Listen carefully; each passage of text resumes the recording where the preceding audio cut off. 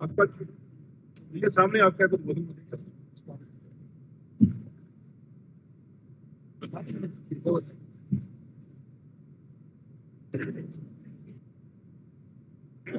थोड़ा हो रहा है।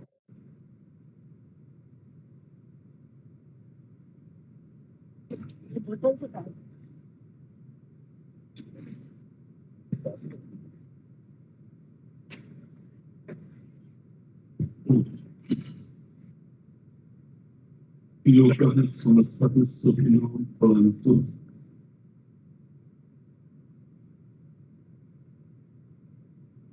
आज का दिन अपने राष्ट्र के लिए, अपनी मातृभूमि भारत के लिए अत्यंत महत्व का दिन है। आज का दिन जहाँ एक और परंपराओं के सम्मान का दिन है, वहीं साथ साथ राष्ट्र की स्वतंत्रता की बलिवेदी पर समर्पित हुए अमर शहीदों के बलिदान को स्मरण करके राष्ट्रभक्ति, राष्ट्र प्रेम और राष्ट्र के साथ एक सद्भावनापूर्ण संकल्प का भी आज का दिन है। आज शहीद आजम भगत सिंह, राजगुरु और अमर शहीद सुखदेव जी की 90वां शहीदी दिवस है, जहां इनको वर्तमान वैज्ञानिक सुविधा जो हम सबको प्राप्त है, उस सुविधा के साथ हमारे हरियाणा के कर्मठ मुख्यमंत्री श्री मनोहर लाल जी इस आयोजन में सीधा जुड़े हुए। वही यहाँ मंच पर अभी हमने जिनको सुना, शहीद भगत सिंह जी के भतीजे अभय सिंह संधू जी और साथ ही साथ में शहीद सुखदेव जी के पौत्र अपने अनुज ठाकर जी, उन दोनों की ओजस्वी उद्बोधन हमने सुने। साथ ही साथ यहाँ प्रशासन के जिला करनाल के उपायुक्त, पुलिस अधीक्षक, करनाल की मेयर और हम सामने देख रहे हैं अनेक संस्थाओं के शुभेच्छुजन यहाँ सब उपस्थित हैं। तो कुछ ही शब्दों में अपनी बात, हमें लगता है कि राष्ट्र में बहुत बड़ी आवश्यकता है आज बच्चों को, युवाओं को ऐसे अमर शहीदों के बलिदान का स्मरण बार बार दिलवाना। आज बहुत बड़ी आवश्यकता है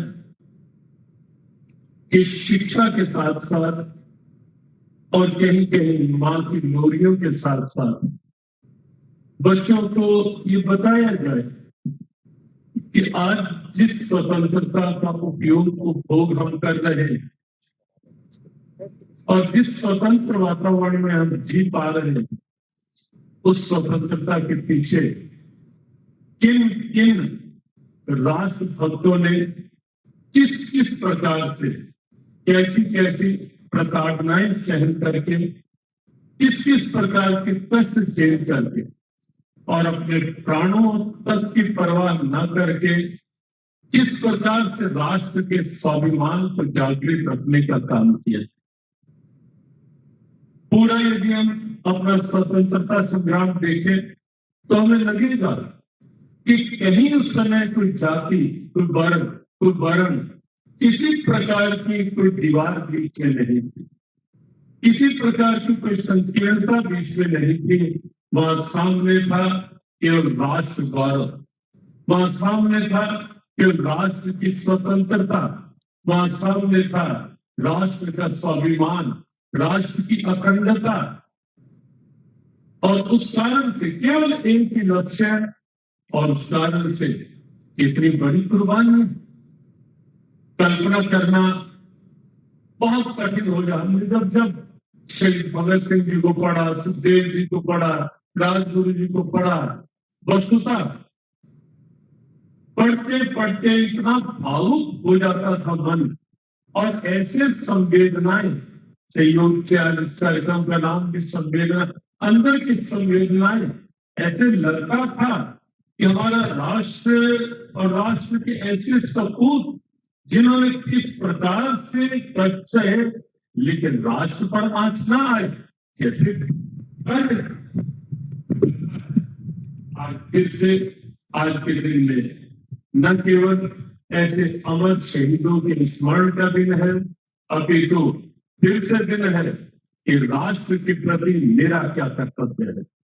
भगवद गीता का मुख्य भाव जो कर्मण्येव अधिकारस्ते मा फलेषु कदाचन, वो यही सिखाता है कि हम सब भारतवासी, हम सब राष्ट्रवासी, जहां जहां हम हैं, जो हम हैं, जिस जिस क्षेत्र में, जिस जिस रूप में, हम ये ध्यान यदि रखने मेरा क्या कर्तव्य है। मैं देश का नागरिक हूं उसके रूप में, मैं जिस समाज में हूं उस समाज के लिए मेरा क्या कर्तव्य है। मैं जा रहा हूं कहीं व्यापार में या किसी कार्य क्षेत्र में, वहां मेरा क्या कर्तव्य है, मुझे क्या मिले ये, या मैं क्या दे सकता हूं, ये सोच। और जब ये भाव हो जाएगा और ये स्मरण हो जाएगा, तन समर्पित, मन समर्पित और यह जीवन समर्पित, राष्ट्र की बड़ी बेटी लगेगा कि राष्ट्र फिर से अपने उसी स्वाभिमान, उसी गौरव को पूरे विश्व में स्थापित कर पाएगा। आज के दिन नेपाल इस एक संकल्प के साथ, संवेदना नाम के साथ एक अभियान प्रारंभ किया। प्रियपाल सिंह पन्नू जी बीच में चर्चा करते रहे इस अभियान को लेकर भी, और जब भी नेपाल का कोई भी कार्य, कोई भी इस प्रकार का कार्यक्रम उनके भीतर का एक भाव बनता है, तब वो उस कार्य की कहीं दूर भाग से या कहीं नजदीक हो तो मिल बैठ के चर्चा करते ही है। और हमें वास्तव में अच्छा लगता है कि जब कोई ऐसा संकल्प, और एक छोटी सी बात और हम सबको के लिए, कि जब किसी भी कार्य को लेकर हमारे विचार एक निष्ठ हो जाते हैं और उन विचारों में समर्पित संकल्पित जज्बा बन जाता है, हमें लगता है कि कोई भी कार्य असंभव नहीं फिर रह जाता। तब नई नई क्षमताएं, नई नई योजनाएं, नई नई अवधारणाएं अपने आप अंदर जन्म लेने लगती है। नहीं, ऐसा और अच्छा हो सकता है, ऐसा और अच्छा हो सकता है, जब हम पूरा एक निर्णय करके उस पर पूरी तरह एक निश्चित हो जाते हैं। हमें लगता है कि प्रियपाल सिंह पन्नू जी या उनकी पूरी टीम जैसे इस सद्भावना, कोई भेद नहीं, कौन सा प्रांत, कौन सी भाषा, कौन सी भूषा, कौन सी जाति, कौन सा वर्ग, कोई नेपाल में कोई भेद नहीं देखा जाता। सबको साथ लेकर चलने की जो भावना है नेपाल की, वो स्तुत्य है, वो सराहनीय है, वो वंदनीय है।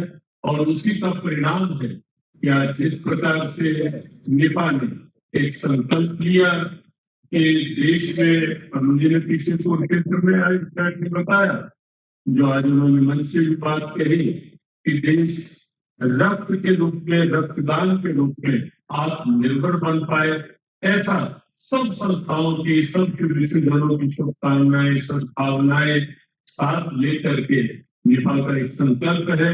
हमें प्रसन्नता हुई हमने अपनी शुभकामनाएं भी दी और ये भी सदैव उनको पता है कोई वे भी गीता जयंती के उत्सव हो या अन्य कोई सद्भावना कार्यक्रम हो, नेपाल की सद्भावना पूरी तरह उसमें साथ रहती है।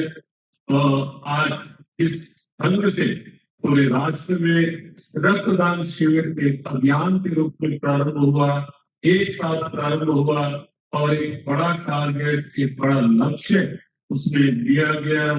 राष्ट्रपति जी ने भी अपनी सद्भावनाएं उसमें साथ जोड़ी, मुख्यमंत्री जी से जो कम्युनिकेट किया है उन्होंने भी अपना संकल्पित भाव साथ जोड़ा और नगर की और अलग अलग क्षेत्रों की ढेरों संस्थाओं की सद्भावना साथ जुड़ी।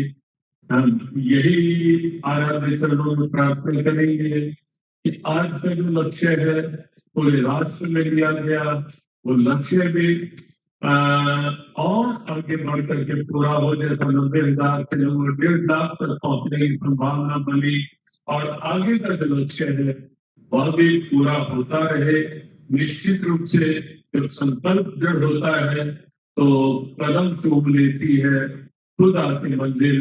मुसाफिर अगर अपनी हिम्मत ना हारे, हम हिम्मत ना हारे, हम लक्ष्य अच्छा, अंदर का भाव सच्चा और विश्वास पक्का लेकर के आगे बढ़ते रहे, सफलता दूर नहीं होती, सफलता स्वतः उत्सुक होती है। ऐसे किसी कार्य में प्राप्त होने के लिए पुनः मंच पर उपस्थित सभी शुभेच्छुजन और सामने उपस्थित विभिन्न संस्थाओं के शुभेच्छुजन सबके लिए शुभकामनाएं। और जो यहाँ करनाल में रक्तदान के लिए रक्तदान कार्यक्रम अंदर चल ही रहा है, तत्पर है, कर रहे हैं, कर चुके हैं, उन सबके लिए शुभकामना। और जो पूरे देश में जहां जहां भी जुड़े हैं इस रूप में और जो रक्तदान के लिए तत्पर है उन सब के लिए भी ढेरों शुभकामनाएं। आप सबका भाव इसी प्रकार इस भाव के साथ जुड़ा रहे और आगे बढ़ता रहे। हमारे लिए भी आज खाना संभव नहीं था, हमने प्रधानमंत्री को बताया था कि हमारा मुजफ्फरनगर में कार्यक्रम चल रहा है।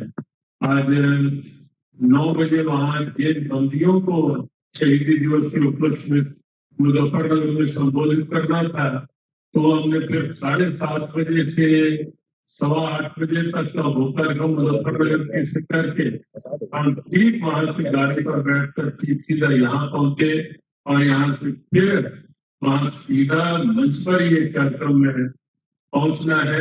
लेकिन कमल जी के भाव, सद्भाव, उनका संकल्पित सेवा भाव यहाँ खींच लाया,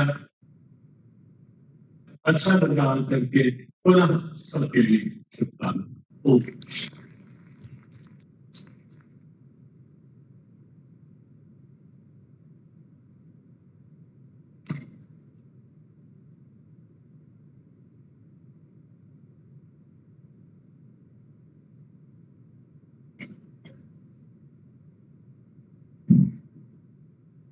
दिल से आभार स्वामी जी का, जो कि बहुत 20 जन वास्तव में का था और उसके बाद भी अपना आशीर्वाद देने के लिए हमारे बीच में पधारे और आज के उनके आशीर्वाद से निश्चित तौर पर हम सबको बुरी प्रेरणा मिलेगी और आगे भी हम समाज, राष्ट्र और मानवता के लिए उनके आशीर्वाद से, उनकी प्रेरणा से काम करते रहेंगे।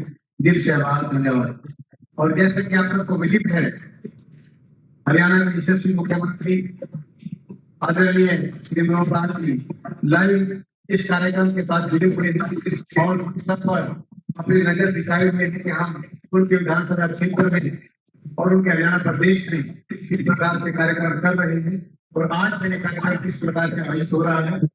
मैं रिक्वेस्ट करूंगा मुख्यमंत्री जी को जो अपना आशीर्वाद और हमें मार्गदर्शन प्रदान करें।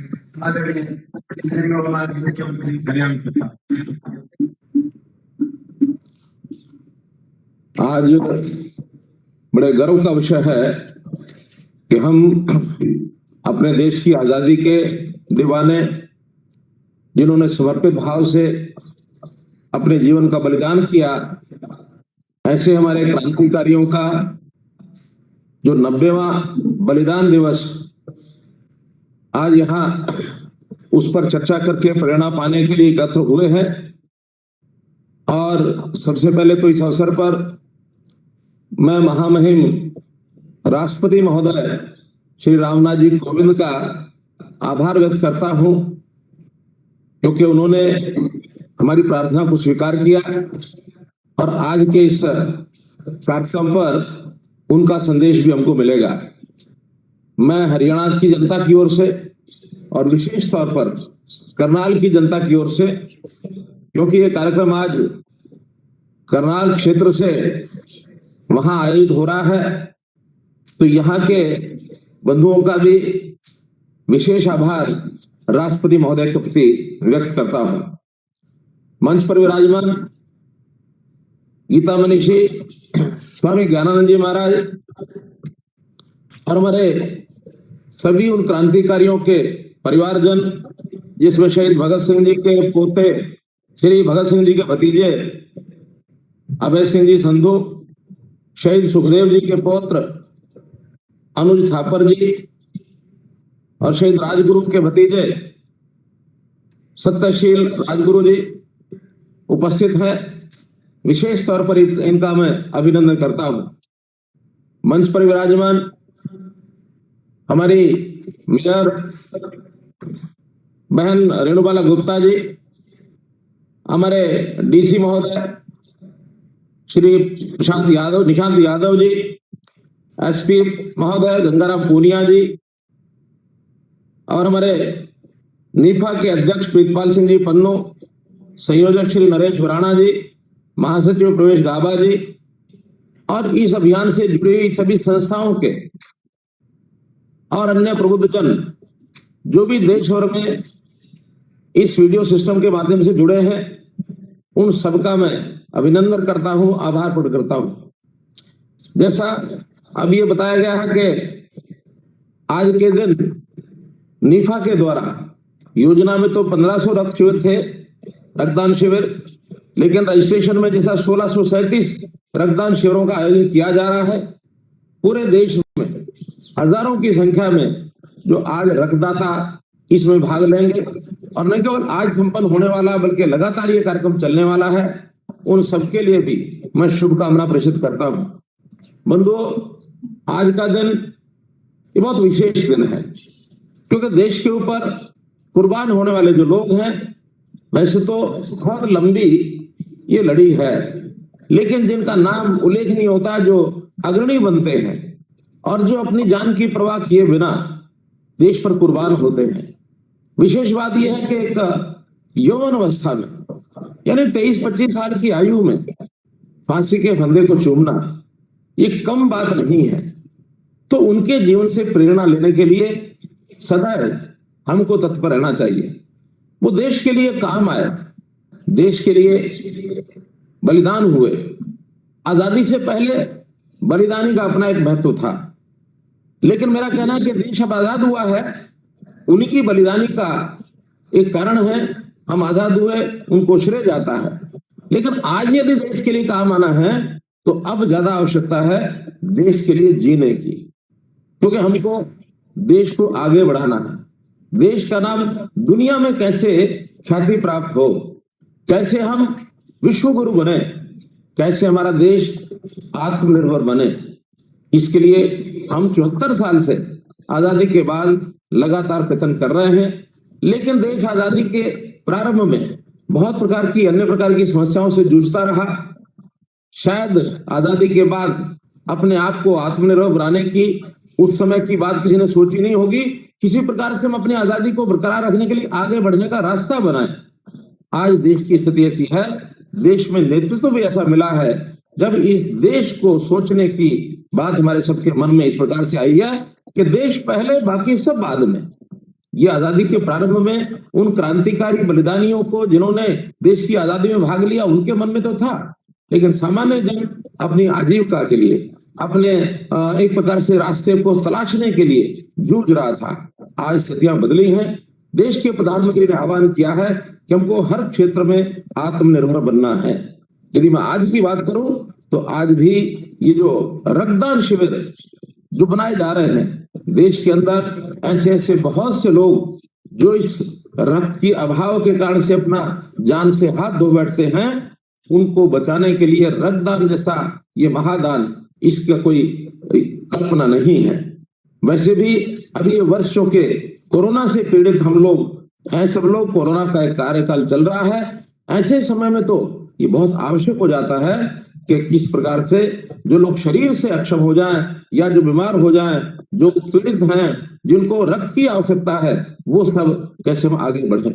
हमारी संवेदना, यानी इसका नाम भी आज जैसा रखा गया है कि जो संवेदना का कार्यक्रम है, इस संवेदना के कार्यक्रम में हमको मन में एक विचार लाना चाहिए कि एक रक्त का ये संगम, वैसे तो कहते हैं खून का रिश्ता माता पिता के साथ रहता है, भाइयों बहनों के साथ रहता है, लेकिन जब कभी किसी आवश्यकता पड़ने पर रक्त ये उसकी आवश्यकता को पूरा करे, क्योंकि रक्त जरूरी नहीं कि रिश्ते से ही यानी उसकी आवश्यकता पूर्ति होती है, क्योंकि रक्त का तो अपना एक ग्रुप होता है। जब हमारे और उस पेशेंट के रक्त का ग्रुप मिल जाता है और हमारा रक्त उसके काम आए, तो एक खून का रिश्ता, एक रक्त का संबंध उस व्यक्ति से हमारा हो जाता है। तो समाज मेरा है, ये मेरा परिवार है, परिवार के हर व्यक्ति की सुलभता के लिए मुझे अपने रक्त की यानी आवश्यकता हो तो उसको पूरा करने में आगे बढ़ना चाहिए। हम ये प्रेरणा लें कि सारे देश भर में जहां जहां ये रक्तदान शिविर का आयोजन हो रहा है, संकल्प लें कि हम किसी के जान बचाने के काम आ सकते हैं क्या, क्योंकि यही एक पुण्य का काम ये हमको करना है। जहां तक हमारे तीनों क्रांतिकारियों का संबंध है, उनके मन में समर्पण का भाव, ये अतीत के बहुत से उदाहरणों से भी हम ले सकते हैं कि देश के प्रति, समाज के प्रति समर्पण का भाव कब कब किसके मन में आया।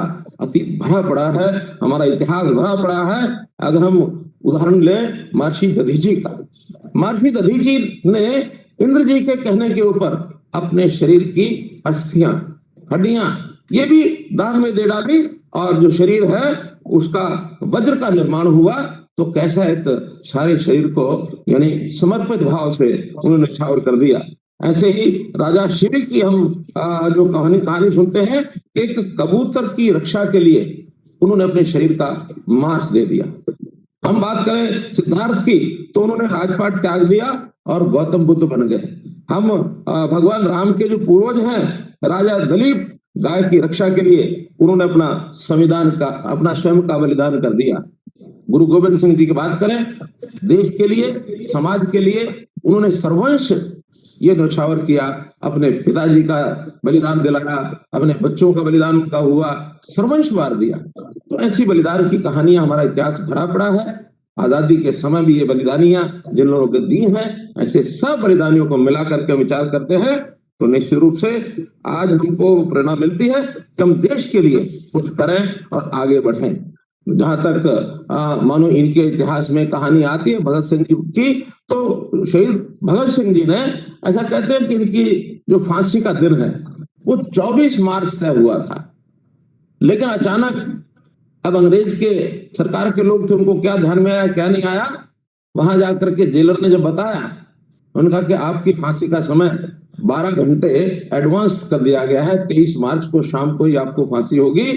तो ऐसा शिकन भी किसी के चेहरे पर नहीं आई कि 12 घंटे पहले हमको बलिदान रहेगा, बल्कि उनके मन में एक संतोष था, देश के काम जितना जल्दी आएंगे उतना ही और हमें पुण्य का प्राप्त होगी, और अपने कर्तव्य की पालना करने में तो यानी इनकी जीवना से प्रेरणा मिल सकती है, अपने कर्तव्य अपने जीवन में कर्म करने के, और किस प्रकार से सावधानियां ये बरतते थे, कैसे उत्सुक रहते थे। कहते हैं कि जब 2 घंटे पहले वकील आता है और वकील पूछता है, कुछ पेपर साइन कराता है, तो वकील जब हम पहुंचा तो भगत सिंह जी ने वकील को पूछा कि मेरी जो किताब है वो आप लेकर के आए हैं, मुझे फांसी पर जाने से पहले उस किताब को पढ़ना है। उस किताब का नाम था रेवोल्यूशनरी लेनिन। यानी अपने जीवन काल के अंत के समय भी अपना जो लक्ष्य है उसके प्रति कितनी प्रेरणा उनके मन में रहती थी। तो ऐसे सारे विषय भी हमें बहुत प्रेरणा देते हैं। आज जब उनसे पूछा कि आपकी अंतिम इच्छा क्या है, तो उनका इंकलाब जिंदाबाद, इंकलाब यानी क्रांति, क्रांति अमर रहे। अब उस समय क्रांति की आवश्यकता थी, देश को आजाद कराना था। युवाओं के मन में एक लौ, एक जज्बा, ये कायम रखना था, भावना कायम रखनी थी, तो उसके लिए उन्होंने सब किया, देश आजाद हुआ। मेरा कहना यह है कि समय समय की आवश्यकताओं के हिसाब से सब चीजों की जरूरत होती है। जैसे मैंने पहले कहा कि एक समय था जब देश के लिए मरने की जरूरत थी, आज समय है देश के लिए जीने की ज्यादा जरूरत है। उस समय हमने कहा होगा इंकलाब जिंदाबाद, आज हम कहते हैं देश का इकबाल। देश का इकबाल जो है वो कायम रहे। इकबाल माने उसकी जो प्रतिभा है वो बननी चाहिए, हमारे जो कार्य की सफलता है वो बननी चाहिए। अब हमको इकबाल के लिए आगे बढ़ना है, तो इकबाल के आगे बढ़ने के लिए जो देश की आवश्यकता है उसको हम पूरा करें। देश के जो अग्रणी नेता हैं, देश का जो अच्छे कार्यक्रम है दुनिया में आगे बढ़ाने के लिए एक एक व्यक्ति को आगे आना चाहिए। ऐसे समय पर इस प्रकार की प्रेरणा लेकर के और आज के इस रक्तदान शिविर में हम लोगों ने भाग लिया।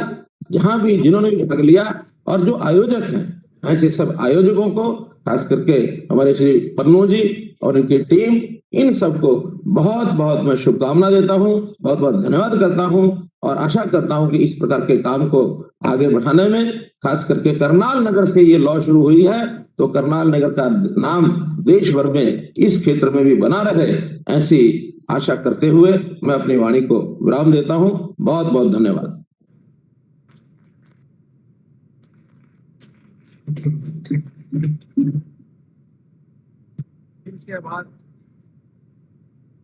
दिल से आभार हरियाणा के मुख्यमंत्री आदरणीय श्री मनोहर लाल जी का, जिन्होंने अपनी वाणी से हम सबको प्रेरणा प्रदान की और आज भी दिल के महत्व को हमें समझा करके उस पर विशेष प्रकार से प्रकाश डाला। दिल से पुनः आभार। और अब हम इस कार्यक्रम की आगाज की अंतिम कड़ी की तरफ चलते हैं। आज के इस कार्यक्रम को पूरे देश के अंदर संयोजित करने के लिए और अपना उद्घोषीय और उद्घाटन करने के लिए महामहिम राष्ट्रपति हिज एक्सीलेंसी श्री रामनाथ कोविंद जी, जिन्होंने अपना आशीर्वाद हम सबको प्रदान करना है, वीडियो कॉन्फ्रेंसिंग के माध्यम से अपना संदेश करनाल की भूमि से पूरे भारत को देंगे। अब मैं रिक्वेस्ट करूंगा कि महामहिम राष्ट्रपति का संदेश हम सब सुन करके उन पर गौरव करेंगे।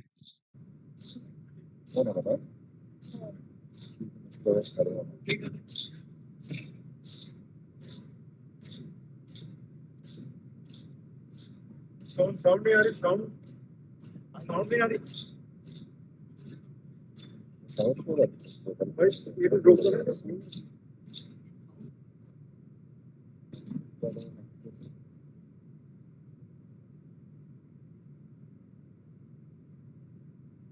मास्टर क्या रहा है, मास्टर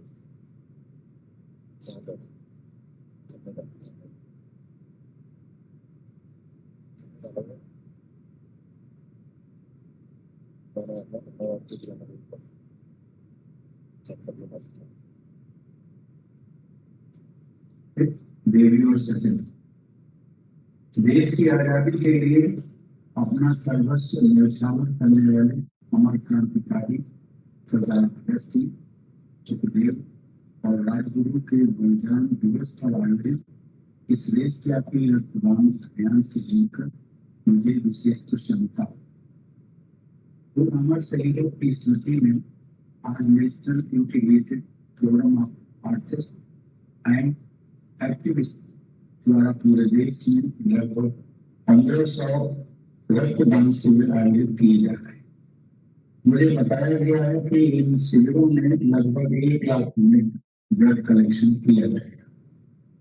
इस संवेदना अभियान का संदेश बहुत कल्याणकारी है, जिसमें लोगों को, विशेषकर युवाओं को, नशा नहीं रक्तदान करें, ये शिक्षा दी जाए। इन शिविरों में रक्तदान के साथ साथ नेत्रदान व देहदान के प्रति भी लोगों को जागरूक बनाया जा रहा है। मुझे बताया गया है कि इस अभियान की शुरुआत करनाल जिले में पिछले वर्ष अक्टूबर में की गई। उसके बाद देश भर की संस्थाओं को इस अभियान से जोड़ा गया है।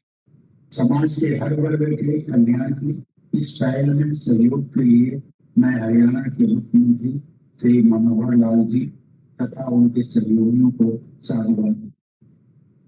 मुझे यह जानकर प्रसन्नता हुई है कि यह सराहनीय अभियान केवल रक्तदान तक सीमित नहीं रहेगा, बल्कि इसके बाद ब्लड डोनर्स की मैपिंग की जाएगी और वेबसाइट एवं मोबाइल ऐप के जरिए देश भर में वॉलंटरी डोनर्स को जोड़ा जाएगा, ताकि इमरजेंसी में जरूरतमंद लोगों को रक्त उपलब्ध हो सके। साथ ही रेयर ब्लड ग्रुप के रक्तदाताओं की पहचान सुगम बनाई जाएगी। पिछले 1 वर्ष से हम कोविड-19 की महामारी का सामना कर रहे हैं। इस कठिन समय में देश में रक्त की आपूर्ति कम थी।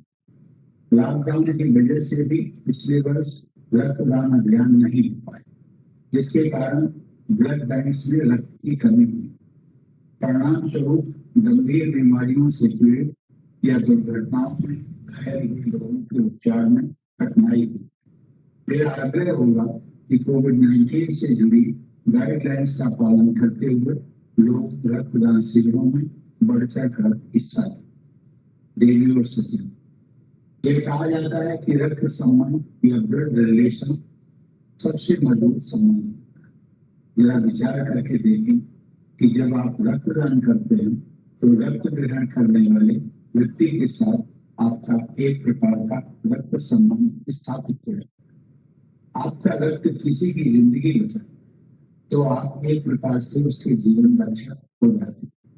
जीवन रक्षा से बढ़कर कौन और क्या हो सकता। इसलिए मैं सभी लोगों से, विशेषकर युवा पीढ़ी से ये आग्रह करता हूँ कि ये बड़ी से बड़ी संख्या में आगे आकर स्वैच्छिक रक्तदान करें और यह संकल्प लें कि हमारे किसी भी देशवासी को रक्त के अभाव के कारण प्राण नहीं गंवाने।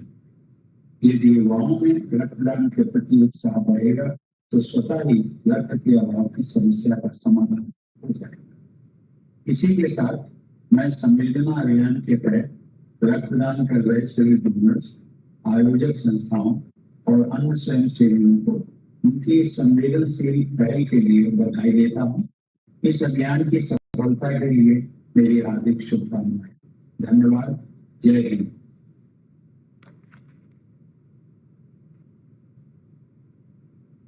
दिल से आभार, दिल से धन्यवाद। महामहिम राष्ट्रपति श्री रामनाथ कोविंद जी का, जिन्होंने अपना संदेश हम पूरे भारतवासियों को दे करके विकास किया और एक मैसेज वर्ल्ड के प्रति और देश के प्रति हम सबको प्रदान किया। दिल से धन्यवाद। अब मैं रिक्वेस्ट करूंगा श्री प्रवेश गावल से जो आए और आकर के आज के इस महाआयोजन के उपलक्ष्य में हमारे अतिथियों का धन्यवाद प्रकट करें।